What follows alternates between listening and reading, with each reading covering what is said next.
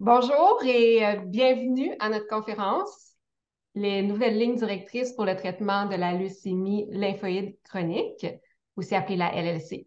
Donc, dans cette présentation, c'est le docteur Chamaki qui est hématologue à l'hôpital du Sacré-Cœur de Montréal et professeur adjoint de clinique à la faculté de médecine de l'Université de Montréal. Il est maintenant temps de débuter la présentation. Donc, je me nomme Marianne Petit, je suis la directrice du développement des ressources financières pour le Québec à la Société de leucémie et lymphome du Canada. Et c'est avec grand plaisir que je serai la modératrice de cet événement en ligne. La présentation durera environ 60 minutes, comprendra une période de questions et réponses à la toute fin.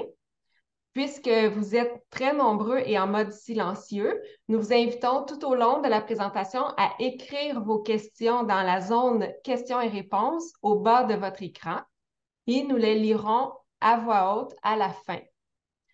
En raison du grand nombre de participants et aussi du temps limité, il se peut que nous ne soyons pas en mesure de répondre à toutes les questions.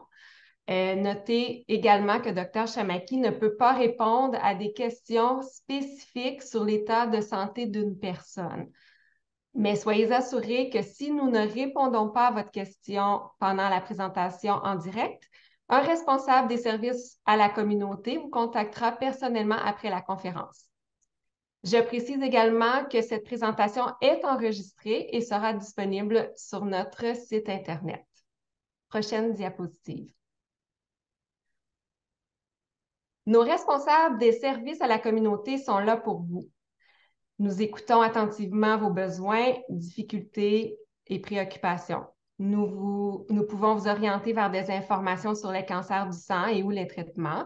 Nous pouvons vous aider à prendre en charge vos soins et vous référer vers les ressources et les services disponibles à la SLSC ainsi que dans votre communauté. N'hésitez pas à communiquer avec nous. Avant d'entrer dans le vif du sujet, j'aimerais mettre en lumière quelques-uns des services que nous offrons et qui pourraient peut-être vous intéresser. Prochaine diapo.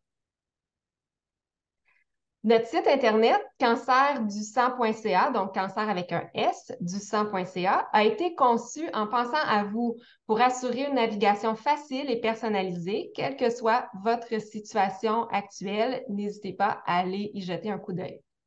Prochaine diapo. Toujours sur notre site Internet, vous trouverez des balados, des vidéos animées, des fiches d'information, des livrets gratuits et validés par des experts spécifiquement sur la LLC, ainsi que sur les autres types de cancers du sang, sur les traitements et sur les aspects psychosociaux et pratiques. N'hésitez pas à aller visiter lecancerduSang.ca pour les consulter. Prochaine diapo.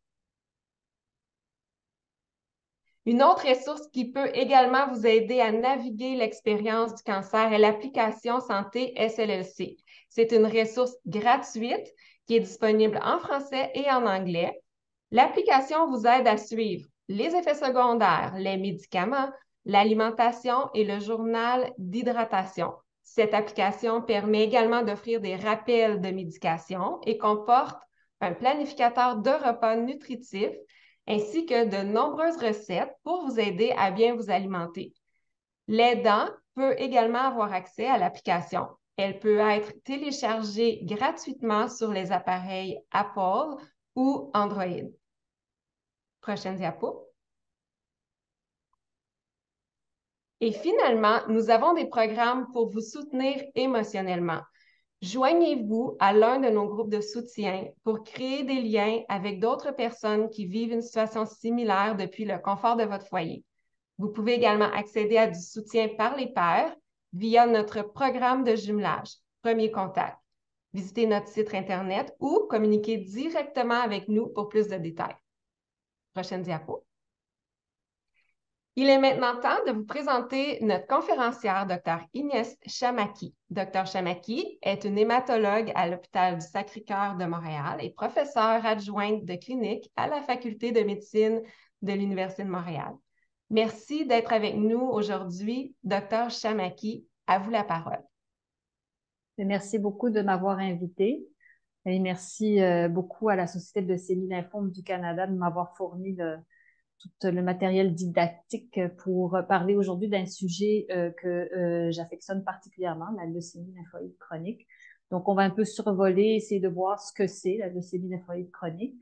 Et le but de cette présentation, c'était de vous parler des lignes directrices qui ont été publiées en 2022 sur la conduite à tenir en leucémie lymphoïde chronique. Mais je dois dire que ces lignes directrices, même si elles sont très bien faites, avec les délais de publication, sont légèrement dépassés. Il y a quand même des éléments qui sont à moderniser.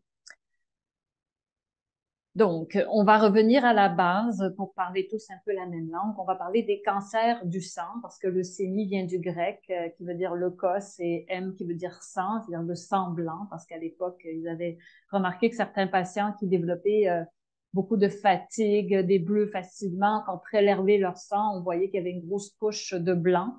Et ça a été la grosse catégorie des maladies qui s'appellent des leucémies. Mais bien sûr, ça a pris l'invention du microscope pour mieux comprendre ce que c'est. Quand on regarde le sang, même le sang normal, il est composé d'une partie liquide et d'une partie plus cellulaire. Le liquide, c'est le plasma, c'est la partie du liquide, c'est la partie du sang qui transporte les minéraux, les protéines, les anticorps et les hormones et toutes les autres substances qui ont besoin de circuler. Et les composantes cellulaires, on en a trois principales. On a les plaquettes, qui sont la partie qui contribue à former le caillot sanguin. Les globules rouges, qui sont la cellule qui transporte l'oxygène jusqu'aux différents tissus du corps, selon le besoin. Et les globules blancs, qui est notre grande armée extrêmement complexe qui nous défend contre les infections. L'être humain est très bien fait et le système immunitaire est excessivement complexe. Et pour être capable de répondre à tous les agresseurs qu'on va rencontrer dans notre vie, les bactéries, les virus, etc., notre système immunitaire est génétiquement très instable pour s'adapter à tout ça, ce qui le rend plus propice à développer des anomalies qui peuvent éventuellement évoluer vers des cellules cancéreuses, d'où la grande proportion et prévalence des cancers du système immunitaire. Le système lymphatique, lui aussi, c'est une description assez ancienne où à l'époque où on faisait de la dissection pour mieux comprendre le corps humain et on voyait des vaisseaux rouges qui étaient les vaisseaux qui transportaient le sang, mais on voyait des petits vaisseaux blancs qui ont été appelés la lymphe vu leur couleur. Et maintenant, on les comprend mieux. C'est un système qui est tout en réseau, d'un système de ganglions qui est relié par des vaisseaux lymphatiques et d'autres organes qui sont des organes lymphoïdes. La moelle osseuse est une partie intégrante de notre système immunitaire où toutes les cellules sanguines sont initialement formées et elles vont sortir de la moelle osseuse et éventuellement aller s'éduquer dans les autres organes lymphatiques, dont les ganglions, dont le thymus et dont la rate. Et la rate a aussi un autre rôle d'éponge du sang où elle va récolter, être le cimetière des globules rouges qui ont fini leur vie. Donc, comme je vous ai dit plus tôt, la leucémie est donc la grande famille des cancers des globules blancs.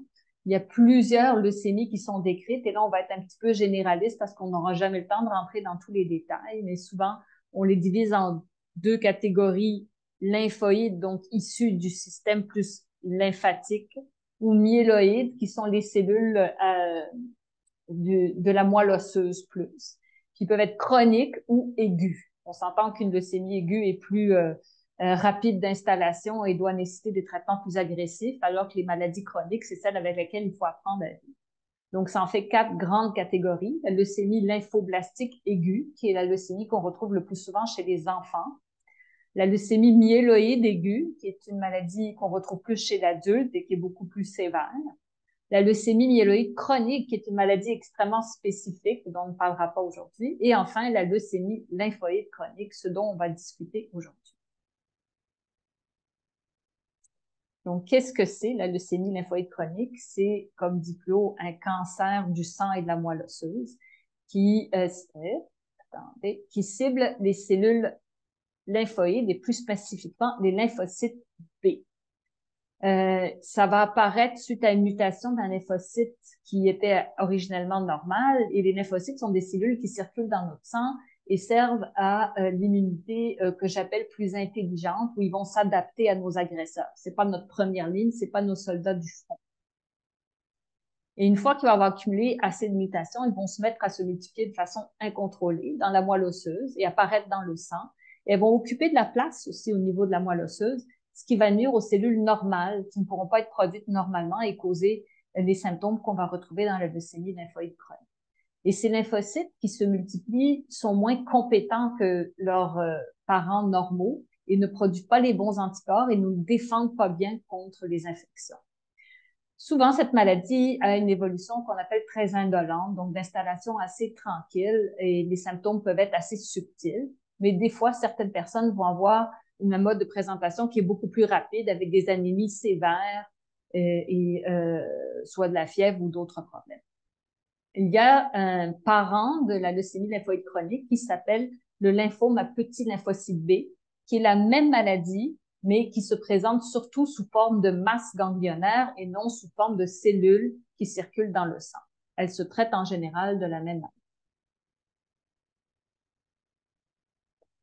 Donc, c'est une maladie qui n'est pas rare. Elle est beaucoup plus fréquente que les autres leucémies, avec une incidence quand même et une prévalence. L'incidence, c'est le nombre de nouveaux cas par année. La prévalence, c'est quand on prend une population comme telle, le nombre de patients qui ont ce diagnostic. Donc, les patients ont une belle survie, c'est en fait une prévalence beaucoup plus élevée. Et on voit que comparé aux autres leucémies, c'est aussi la maladie qui a la plus belle évolution avec un taux de survie à 5 ans en haut de 80%. Donc, c'est une maladie qui est chronique. C'est une maladie qui est plus fréquente chez les patients qui sont plus âgés. L'âge médian au diagnostic est à 70 ans, puis l'âge médian où on débute un traitement est à 75 ans, ce qui amène des implications par rapport aux maladies que les gens ont déjà et les médicaments qu'ils ont déjà. Cela dit, on peut voir ce diagnostic chez des patients beaucoup plus jeunes, même dans la vingtaine, et elle se retrouve finalement à tout âge. C'est souvent de nos jours trouvé extrêmement précocement chez des patients qui vont chez leur médecin de famille et qui ont une prise de sang qui va démontrer une anomalie. Donc, les patients se présentent à des stades très précoces et ce qu'on appelle non symptomatiques parce qu'ils ne ressentaient rien de tout ça. C'est une trouvaille qui est tout à fait fortuite ou par hasard. Malheureusement, il n'y a pas de cause à cette maladie-là, à part, comme je vous ai dit, le prix à payer d'un système immunitaire extrêmement efficace.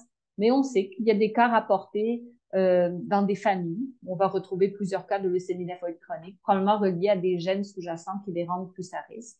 Puis, comme dans toutes les leucémies, certainement l'exposition à certains mutagènes physiques et chimiques n'aident pas la situation et induisent de plus en plus de mutations qui vont finir par aboutir à la maladie. Comme je vous ai dit, la majorité des patients n'ont pas de symptômes de cette maladie. Mais comment elle peut se manifester? Il y a plusieurs façons. Si elle va causer de l'anémie, le patient peut se présenter avec de la fatigue, de l'essoufflement, des palpitations. Si le patient a des plaquettes plus basses dans le sang, il peut se présenter avec des bleus, des saignements. Il peut perdre du poids de façon non expliquée. On parle souvent de plus que 10% de son poids. Il peut noter lui-même des ganglions qui ont augmenté en taille, souvent dans le pouls, dans les aisselles ou dans l'aine. Il peut présenter une certaine fièvre et des sueurs la nuit. S'il a des masses au niveau de son ventre, il peut présenter un problème de sensation de plénitude et un petit peu plus de difficulté à s'alimenter. Et il peut voir moins d'énergie pour effectuer des activités qu'il trouvait normales avant ou avoir des infections de plus en plus fréquentes. Et ce qui n'est pas écrit ici qui peut arriver, c'est aussi des présentations de maladies auto-immunes parce que quand il y a une dysfonction immune, la maladie peut provoquer des affections auto-immunes, particulièrement des anémies auto-immunes, mais aussi d'autres formes de maladies auto-immunes. Il y a des critères diagnostiques. Il y a une balise pour être clair dans le diagnostic. Donc, ça prend un minimum de 5 fois 10 à la 9 lymphocytes dans le sang pour confirmer qu'il s'agit d'une leucémie lymphoïde chronique. Mais si on identifie une population qui est compatible avec moins de 5 par 10 à la 9 de lymphocytes, on parle d'une lymphocytose B de signification inconnue, puis elle mérite certainement aussi une surveillance parce qu'on sait qu'il y a ce clone de cette maladie qui circule dans le sang. C'est des lymphocytes qui ont un aspect mature. Malheureusement, je n'ai pas de photo à vous montrer ici, mais c'est assez joli. C'est des cellules qui ont un noyau en forme de carapace de tortue, typiquement, et qui, quand on les étale sur une lame et qu'on les regarde au microscope, sont plus fragiles et ont tendance à se briser. Et ça peut être décrit dans la formule sanguine comme des smudge cells ou des ombres de Gumper. Vous pouvez voir ça, qui peut être suggestif qu'il s'agit d'une leucémie lymphoïde chronique. Pour faire le diagnostic, on a besoin de faire ce qui s'appelle une cytométrie en flux.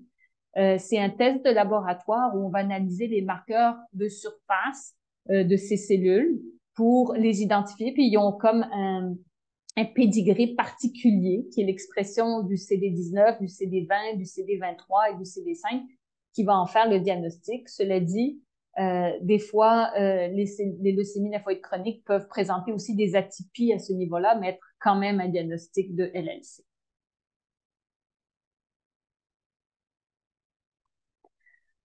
Donc, quand vous allez être référé à votre hématologue pour votre prise en charge de LLC, cet hématologue devra faire un bilan un peu exhaustif, un peu pour faire connaissance avec cette maladie et se donner une idée sur comment elle va évoluer. Donc, il va faire ce qu'on appelle une formule sanguine complète, qui est une évaluation des différents globules qui circulent dans le sang. Il va faire son étude de cytométrie de flux pour confirmer le diagnostic.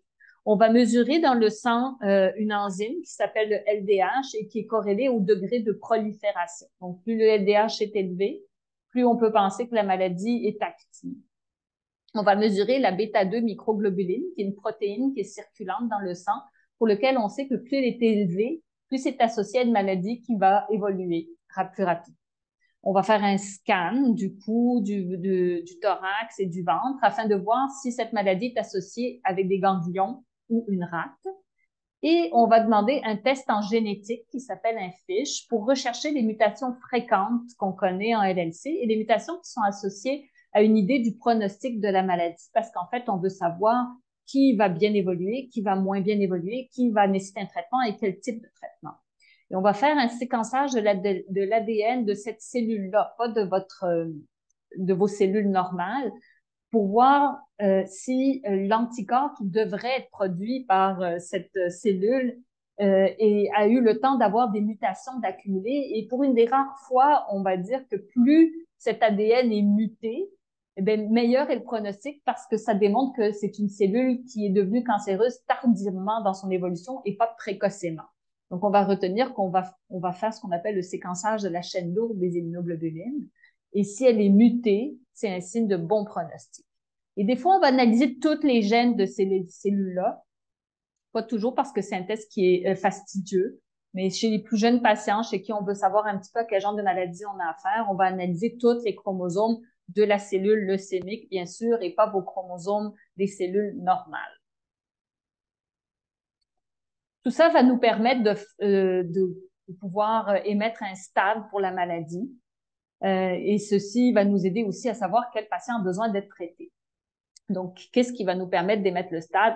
Les globules blancs augmentés, l'atteinte des ganglions, la taille de la rate et du foie. Est-ce qu'il y a une anémie? Est-ce qu'il y a une thrombocytopénie? Qu'il y a une diminution des plaquettes? Il y a différents stades dans la littérature. Il y a la stadification qu'on appelle de Binet, qui est française, qu'on utilise moins, où il y a 3 grandes catégories, A, B et C. La catégorie A, c'est des maladies plus précoces, où il n'y a pas d'anémie, où les plaquettes sont normales et on a une lymphocytose et quelques ganglions de taille augmentée, mais moins de 3. Les B, on n'a toujours pas d'anémie, pas de diminution des plaquettes, mais on a plus de ganglions d'atteinte. Et le C, où on peut avoir soit une anémie ou soit une thrombopénie, en plus d'avoir plus de ganglions atteints. Donc, ici, en Amérique du Nord, on a tendance à utiliser la classification américaine ou même new-yorkaise, la classification de Rail, qui est un monsieur qui l'a décrit, où le stade 0, c'est un patient qui se présente juste avec des lymphocytes dans le sang augmentés en haut de 5. S'il y a présence de ganglions, ça devient un stade 1. Si la rate est augmentée en taille, ça devient un stade 2. Si l'anémie est en bas de 100, ça devient un stade 3. Puis si les plaquettes ont diminué, c'est un stade 4.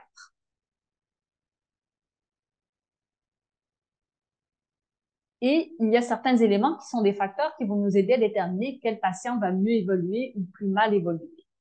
Donc, c'est sûr que plus le stade est avancé, plus il y a de chances qu'on ait besoin d'initier un traitement.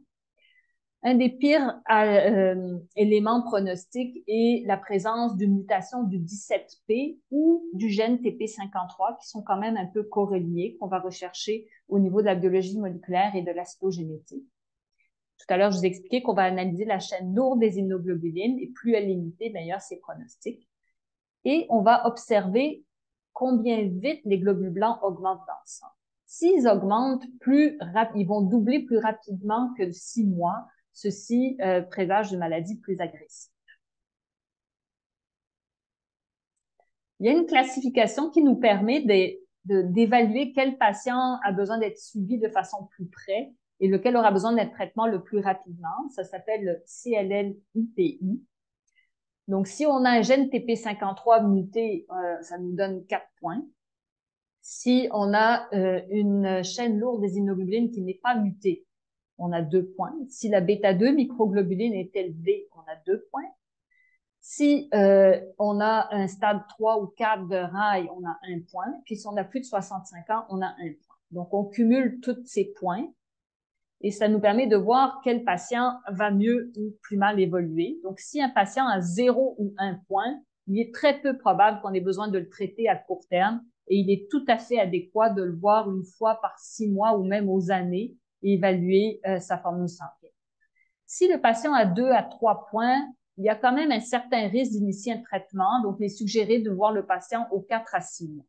S'il a 4 à 6 points, là, le risque devient pas mal plus élevé qu'on ait besoin de le traiter et on suggère de le suivre aux 3 mois. Et si le risque est très élevé, les points sont de 7 à 10, à ce moment-là, on a peut-être besoin de réfléchir tout de suite à initier un traitement. Quand doit-on traiter une leucémie lymphoïde chronique? C'est malheureusement une maladie actuellement dans notre science qui n'est pas curable. À cet effet, on réserve des traitements pour les patients qu'on appelle symptomatiques, c'est-à-dire qui ont développé des symptômes reliés à leur maladie. Sinon, les autres patients, on les surveille. Quels sont ces critères de traitement? Bien sûr, si on fait de l'anémie avec une hémoglobine qui est en bas de 100, si nos plaquettes ont diminué en bas de 100, si on a une très grosse rate et qu'elle nous gêne, si on a des ganglions de grande taille, 10 cm, ou alors là où ils sont placés peuvent être gênantes parce qu'elles compriment un autre organe et causent des symptômes. Si le temps de dédoublement des lymphocytes est de moins de 6 mois, c'est-à-dire que ça augmente de 50% en moins de 6 mois, ou s'il y a une augmentation finalement de 50% de notre lymphocytose en moins de 2 mois, peut être aussi un critère de traitement. Si on a des patients qui ont des complications auto-immunes qu'on essaie de traiter avec de la cortisone et ça répond pas, ça peut être une indication de traitement. S'il y a une atteinte qui n'est pas ganglionnaire ni dans le sang, mais qui cause des symptômes aux patients, comme une atteinte au niveau de la peau ou ailleurs, ou au niveau des poumons, ça peut être pertinent d'initier un traitement.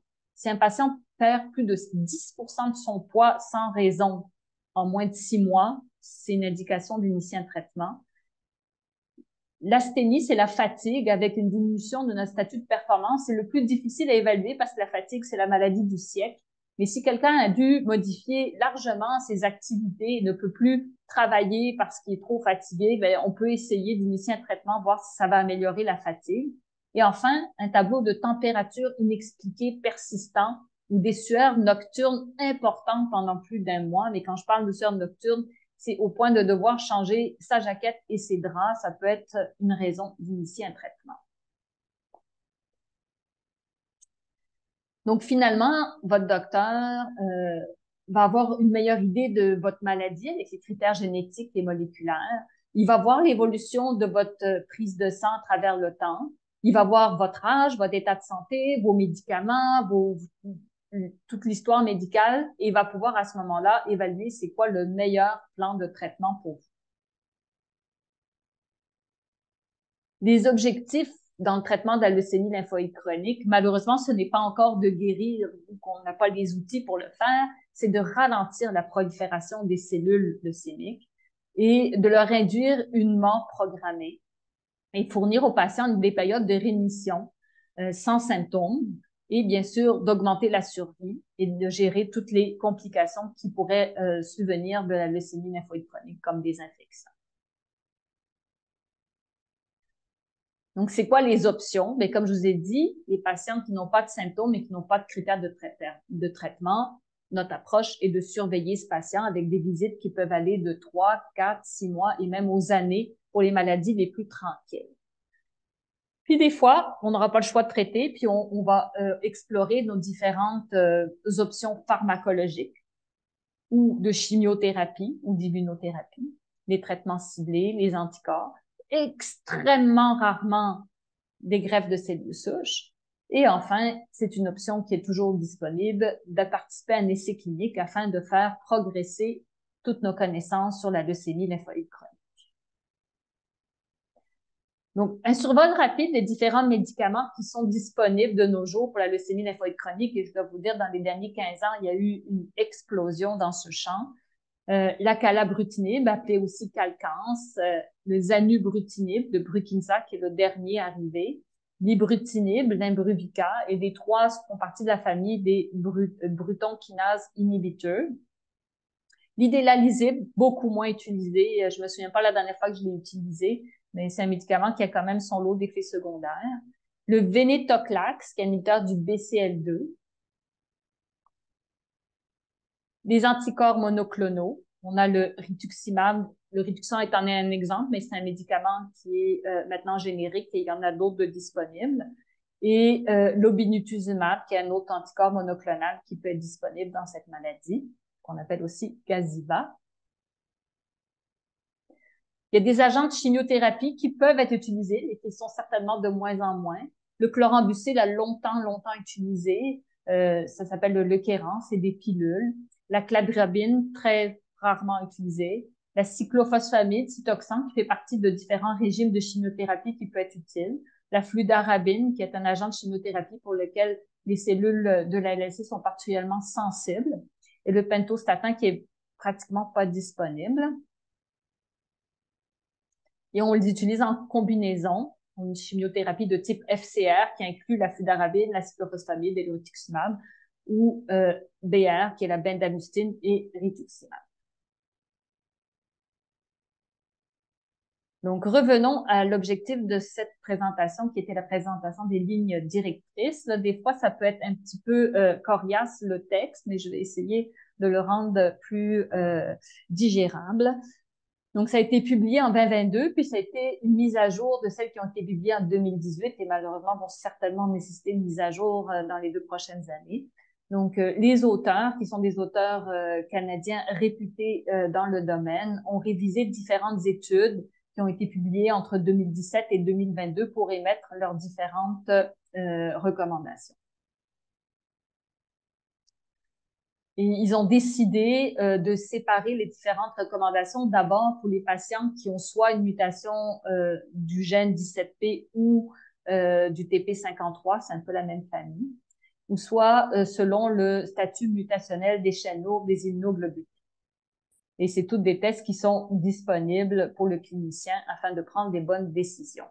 Et Lymphome Canada a supporté l'élaboration de ces lignes directrices. Comment sont faites les lignes directrices? Elles utilisent des catégories qui sont tout à fait reconnues dans le domaine scientifique. Donc, si on émet une recommandation de catégorie 1, c'est qu'on pense que le niveau de preuve dans les études cliniques est très élevé et que le consensus est majoritaire, c'est une conduite qui est adéquate. Des catégories 2A, ben, le niveau de preuve est plus faible, mais le consensus des experts est quand même majoritaire que c'est une intervention qui est appropriée. Des catégories 2B, le niveau de preuve est encore un peu plus faible, mais on pense qu'on fait bien d'utiliser ce genre d'intervention. Et dans les catégories 3, la preuve ne permet pas un consensus et les experts sont en désaccord quant à l'intervention. Donc, comme je vous l'ai dit plus tôt, bien sûr, pour suivre ces recommandations, il faut que le clinicien ait en main le statut mutationnel des chaînes immunoglobulines. Celui-ci est invariable. Donc, dans l'histoire naturelle de cette maladie, on peut le faire au début, au milieu, à la fin, c'est toujours le même. Pour ce qui est des gènes du TP53 et de la délétion 17P, celle-ci peut se modifier. Donc, actuellement, elle peut être faite au moment du diagnostic pour un peu avoir une idée du pronostic de la maladie. Mais s'il y a un long délai entre le diagnostic et l'initiation du traitement, il est recommandé de le refaire avant d'initier un traitement ou aux épisodes de progression de la maladie, parce qu'à chaque fois qu'on utilise un traitement, on peut sélectionner des clones de maladies qui ont cette mutation et l'approche thérapeutique se verrait modifiée. Malheureusement, comme c'est une maladie à évolution, en fait très heureusement, comme c'est une maladie à évolution très, très longue, il est très difficile dans les études de mettre en évidence des bénéfices de survie. Fait qu'on va souvent se baser sur ce qu'on appelle la survie sans progression, c'est-à-dire combien de temps ça va prendre à quelqu'un à nécessiter un autre traitement ou à rechuter. Chez les patients qui n'ont pas de symptômes, actuellement, tout le monde s'entend et c'est une recommandation de catégorie 1 de observer le patient. Donc, ce qu'on appelle la surveillance active chez les patients qui ne rencontrent pas les critères de traitement. Je comprends que ceci peut être des fois très anxiogène, mais toutes ces thérapies peuvent venir avec un lot d'effets secondaires qui n'est pas nécessaire dans le contexte où elles ne prolongent pas la survie du patient. Donc, pour les patients qui ont une anomalie du gène TP53 ou du 17P, les experts se sont entendus que l'utilisation d'inhibiteurs de glutathione tyrosine kinase, donc la famille des ibrutinib, zanubrutinib, acalabrutinib, est un traitement suppressif continu à long terme. C'est le traitement optimal chez ces patients avec une catégorie 2A. L'utilisation du venetoclax avec le obinutuzumab a été démontrée efficace dans cette population aussi, mais c'est un traitement de durée limitée. Eux l'ont mis en catégorie 2B. Il y a peut-être des mises à jour qui pourraient ramener cette recommandation plus du côté du 2A, mais en général, les cliniciens favorisent l'utilisation des inhibiteurs de BTK.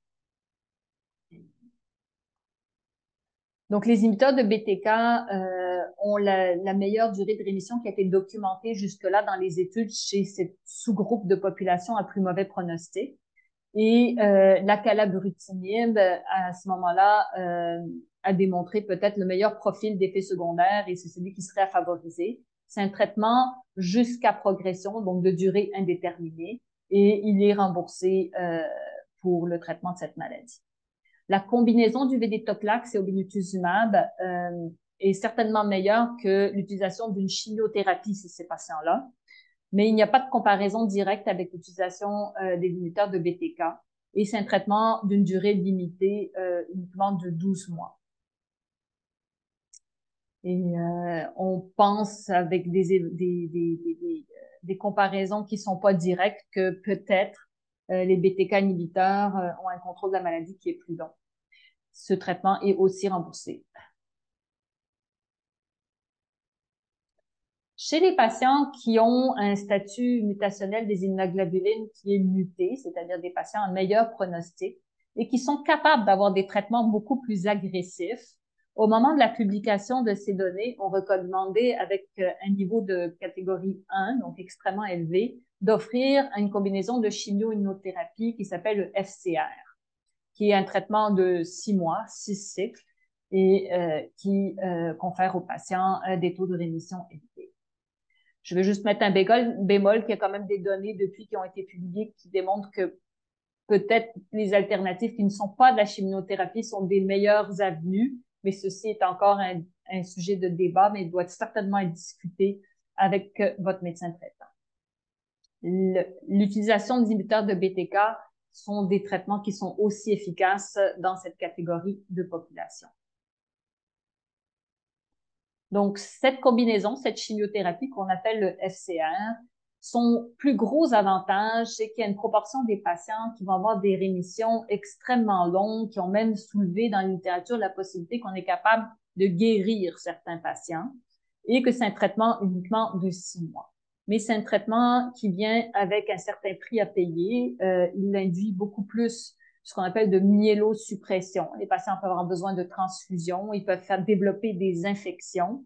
Et à long terme, il est associé avec un risque de développer ce qu'on appelle des leucémies myéloïdes aiguës secondaires ou des syndromes myélodysplasiques, ce qui refroidit le clinicien et la panoplie d'effets secondaires peut refroidir aussi le patient. Bien sûr, c'est un traitement qui est financé par toutes les provinces. La combinaison venetoclax-obinutuzumab, c'est un traitement qui est très efficace, de durée limitée, comme j'ai dit, 1 an, et qui peut induire de très longues rémissions chez ces patients à bon pronostic. Les données comparativement au FCR sont maintenant publiées depuis le mois de mai 2023. Certainement, c'est des données qui doivent maturer, mais je peux vous dire que des résultats sont meilleurs avec la combinaison venetoclax obinutuzumab. Elles sont financées dans les provinces. Dans certaines provinces, il y a une limite d'âge pour le recevoir. En fait, une limite inférieure d'âge. Il ne faut pas être éligible au traitement de FCR. Les inhibiteurs de BTK peuvent aussi induire des longues rémissions, mais chez des jeunes patients qui sont aptes à recevoir un traitement de type FCR, ça peut vouloir dire plusieurs années avec la prise de ces médicaments, avec une accumulation certainement d'effets secondaires indésirables comme la haute pression ou certaines arythmies cardiaques. C'est financé au Québec, mais pas dans toutes les provinces. Donc, un patient qui n'a pas de mutation du gène des immunoglobulines, donc un petit peu à plus mauvais pronostic, on privilégie les inhibiteurs de Bruton tyrosine kinase plus que le FCR, et c'est une recommandation de catégorie 2A. Et les auteurs privilégient particulièrement l'acalabrutinib. Ceci a été publié avant l'approbation du zanubrutinib, qui reste aussi une excellente alternative dans cette situation. Mais c'est des molécules qui donnent la meilleure survie sans progression, avec une bonne tolérance et des effets secondaires qui sont gérables, mais comme dit plus haut, ils peuvent accumuler avec le temps des effets secondaires plus indésirables.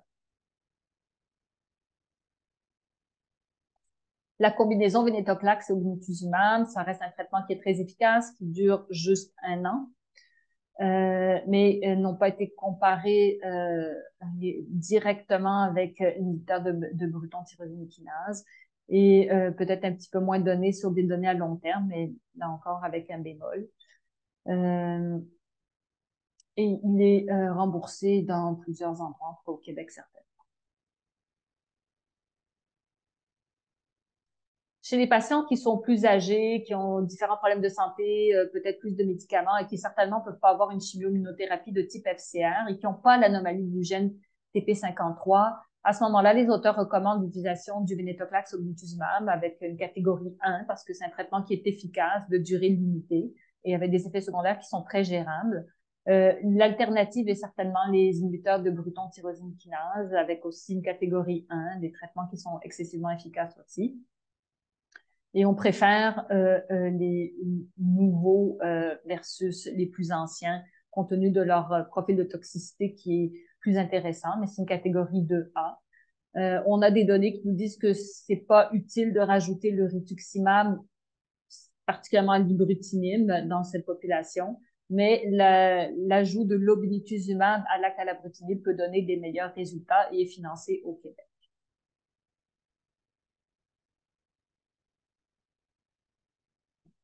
Chez cette population de patients plus âgés et comorbidité, la chimio-immunothérapie s'avère beaucoup plus toxique et moins intéressante et n'est pas recommandée, à moins qu'il y ait des problèmes de financement ou de tolérance aux nouvelles molécules. Donc, nos options pour cette population-là, nous avons parlé du venetoclax obinutuzumab, des longues rémissions, un traitement de durée limitée, juste d'1 an. Mais le problème est souvent que les premiers et deuxièmes cycles, il y a beaucoup de visites médicales, d'hydratation, qui, dans des milieux qui sont plus loin des centres hospitaliers, peuvent être un problème. Et bien, c'est financé dans toutes les provinces. L'acalabrutinib, des longues rémissions, mais là encore, un médicament qu'on va prendre à long terme avec une accumulation peut-être d'effets secondaires qui, au départ, n'avaient l'air de rien, mais peuvent finir par être incommodants. Et la chimio-immunothérapie, pour ceux qui peuvent pas avoir les autres options, mais c'est certainement pas notre première option.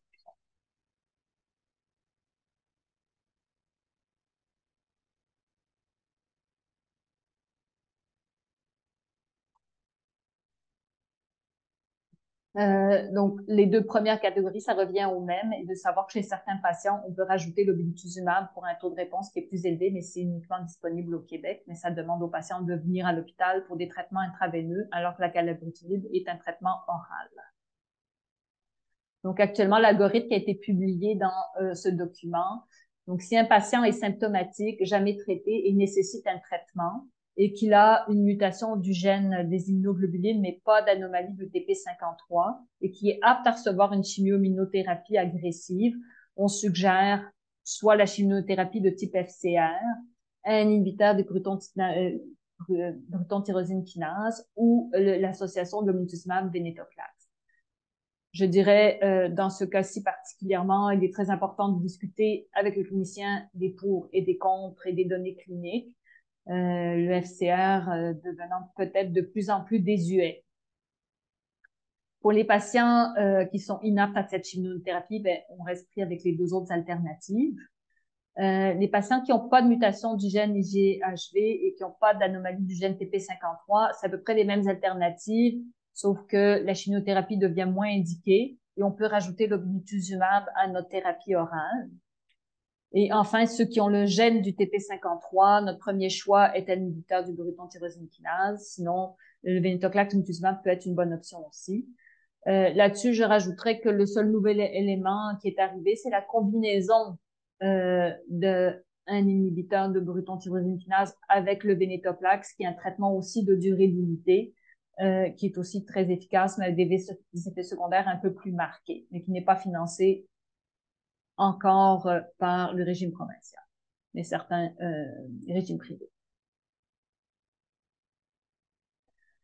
Donc, en conclusion, pour les traitements, finalement, retenir que ce que vous devez discuter avec votre clinicien, c'est vraiment, est-ce que vous voulez une pilule à long terme avec moins de visites médicales, mais que vous allez pouvoir prendre pendant plusieurs années, ou un traitement de durée limitée, mais qui va vous amener un petit peu plus de visites médicales au départ.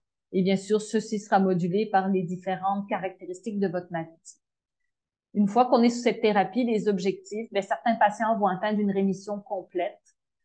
Certains vont avoir une rémission partielle, mais ça va les ramener dans un état de maladie qui peut être tout à fait observé. Certains vont avoir une maladie stable et certains, malheureusement, ne vont pas répondre et progresser. De plus en plus dans la littérature, on parle de ce qu'on appelle la maladie résiduelle minimale, qui est une mesure beaucoup plus spécifique de ce qui reste de maladie à la fin de notre traitement et qui peut des fois prévoir des rechutes plus rapides ou moins rapides. Si on a déjà été traité, on a eu une période de rémission et on rechute, à ce moment-là, il faudra rediscuter des traitements. Et le choix de la thérapie va vraiment dépendre de la thérapie qu'on a eue en premier lieu. Et certaines leucémies répondent pas au traitement de façon... certains vont répondre au traitement et rejeter, mais d'autres vont juste pas répondre, ce qui est souvent une caractéristique d'une maladie beaucoup plus agressive des corpus, pour lequel il faudra être un petit peu plus créatif.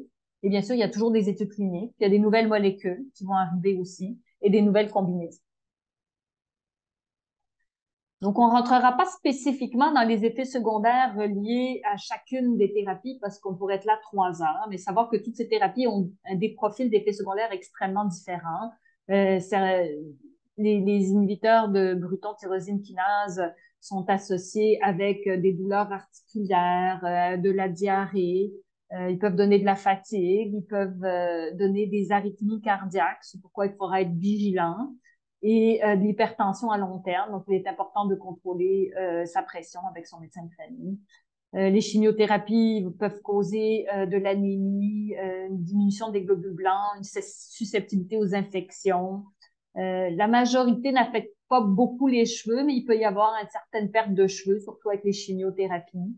Il peut y avoir des nausées, il peut y avoir des ulcères buccaux et à long terme des cancers secondaires. Mais cela dit, les leucémies lymphoïdes chroniques de base, même non traitées, sont associées à une dysfonction immune qui augmente les risques de cancer secondaire chez les gens atteints. Ce pourquoi, même chez les patients qui n'ont pas de traitement, qui sont observés, il y a une recommandation de faire une surveillance au niveau des cancers les plus fréquents, que ce soit le cancer colorectal, le cancer du sein, et de bien sûr mettre de la crème solaire. Ces patients sont plus à risque de faire des cancers de peau aussi.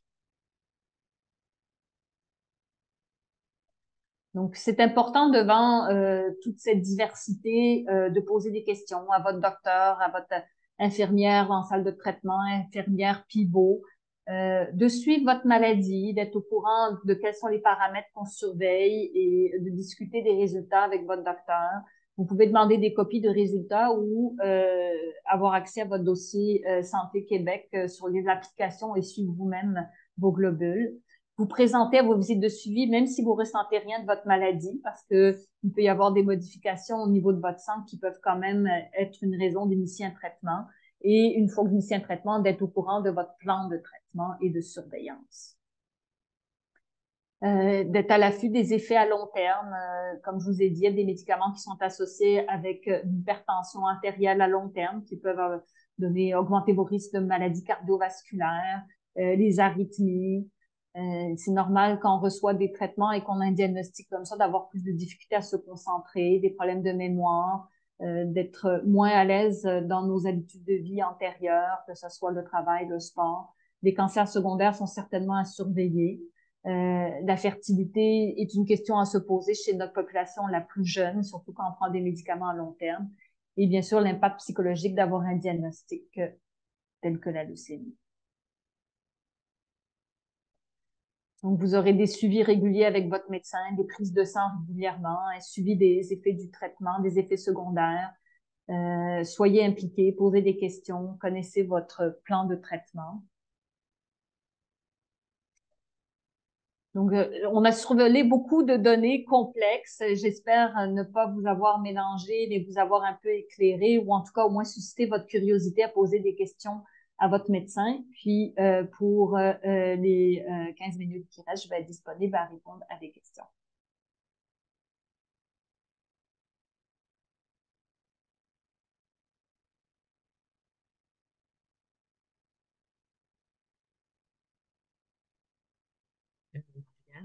Parfait. Merci beaucoup, Dr. Chamaki, pour cette présentation vraiment très intéressante. Donc oui, c'est maintenant l'heure de notre période de questions. Puis je vais juste faire un petit rappel que tel que mentionné en introduction, nous vous invitons à écrire vos questions dans la zone questions et réponses au bas de votre écran. Nous les lirons à voix haute. Puis qu'en raison du grand nombre de participants et de temps limité, il se peut que nous ne soyons pas en mesure de répondre à toutes les questions. Notez également que Dr. Chamaki ne peut pas répondre à des questions spécifiques sur l'état de santé d'une personne. Mais soyez assurés que si nous ne répondons pas à votre question pendant la présentation en direct, un responsable des services à la communauté vous contactera personnellement après la conférence pour faire un suivi sur votre question. Donc, je vais commencer avec une question qui a été déposée là, dans la boîte de questions et réponses. Donc, c'est vraiment une question qui demande où est-ce qu'on peut trouver l'information sur les cas de LLC qui seraient dus à des produits chimiques. Malheureusement, on n'en trouve pas parce que, comme dit plus haut, c'est une maladie excessivement fréquente pour qu'il est très difficile de créer une relation directe de cause à effet. Parfait. Alors, j'ai une deuxième question. Alors, pendant la période de surveillance active, quels sont les examens sanguins à surveiller? Donc, certainement ce qu'on appelle la formule sanguine, qui est le décompte de vos globules rouges, blancs et plaquettes. D'une part, parce que ça va nous montrer si vos globules blancs augmentent et s'ils augmentent rapidement, et d'autre part, si vous développez de l'anémie et une diminution des plaquettes. Donc, c'est vraiment le test sanguin le plus important, mais souvent, votre médecin va aussi vérifier que vos reins continuent à bien fonctionner. Ils vont vérifier l'enzyme LDH qui est associée à de la prolifération. Et une fois de temps en temps, votre niveau d'anticorps dans le sang pour être sûr que vous êtes capable de vous défendre des infections, particulièrement si les gens ont tendance à développer des infections. Parfait, merci. Une troisième question en lien avec comment est-ce que je peux aider mes cellules sanguines à rester stables et éviter le traitement? Donc, C'est une excellente question. Malheureusement, il n'y a aucun élément qui a été démontré dans la littérature qui peut retarder le besoin de faire un traitement. Mais moi, je dirais de maintenir une excellente santé globale aide d'une part à comment vous vous sentez et d'autre part à subir des traitements si c'est nécessaire. Donc, je recommande tout le temps de rester actif, de manger de façon équilibrée et de rester modéré dans tout dans la vie, parce que dans la vie, tout a bien meilleur goût quand c'est modéré. parfait, merci. Puis j'ai une autre question. Traitement d'hormones bioidentiques, est-ce indiqué ou contre-indiqué? En fait, ça n'a pas d'impact avec votre leucémie, donc c'est plus pour d'autres raisons que vous pouvez choisir de prendre des hormones bioidentiques, mais il n'y a pas de lien ou d'impact sur votre leucémie. Tant que vous ne prenez pas de médicaments, qu'il n'y ait pas d'interaction médicamenteuse que votre pharmacien mettrait en évidence. Parfait. Est-ce que je n'ai plus de questions? Est-ce qu'il y aurait des participants qui auraient une question à mettre dans la boîte de questions et réponses pour Dr. Chamaki? Vous avez fait une présentation exemplaire, il n'y a pas de questions. Ben, soit que c'était vraiment trop complexe ou vous avez tout compris sur la leucémie lymphoïde chronique. Moi, j'opterais pour la deuxième et c'était très bien expliqué, merci. Ben, ça me fait plaisir. Donc, ben, s'il n'y a pas d'autres questions, je vais juste remercier ceux qui ont pris le temps de poser des questions, de venir aussi. Et un merci particulier au docteur Chamaki d'avoir pris le temps d'y répondre. Puis on peut peut-être juste poursuivre avec les dernières diapositives de la présentation. Donc, la leucémie lymphoïde chronique, c'est une maladie fréquente qui évolue très lentement et qui ne nécessite pas toujours de traitement.